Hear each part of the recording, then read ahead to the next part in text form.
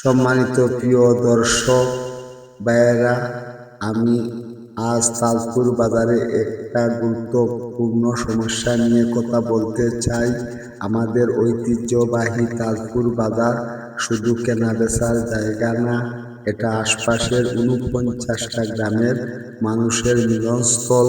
কিন্তু গত কয়েক বছরে অনিয়ন্ত্রিত অবৈধ ব্যাটারি চালিত ইজি বাইক, টমটম, অটোরিক্সা এখানে যানজটের প্রধান কারণ হয়ে দাঁড়িয়েছে। বাজারের প্রধান সড়ক, মসজিদের সামনে, বাজার প্রবেশমুখে যেখানে সেখানে গাড়ি দাঁড়িয়ে যাত্রী উঠানামানো হয়। এতে পথচারী, ছাত্রছাত্রী, মসজিদমুখী রুগী নিয়ে যাওয়া অ্যাম্বুলেন্স পর্যন্ত আটকে পড়ে। বেশিরভাগ গাড়ির রেজিস্ট্রেশন নেই, চালকের লাইসেন্স নেই, অল্প বয়সী ও প্রশিক্ষণপ্রাপ্ত চালকরা বেপরোয়া গাড়ি চালায়। এতে দুর্ঘটনার ঝুঁকি বাড়ছে।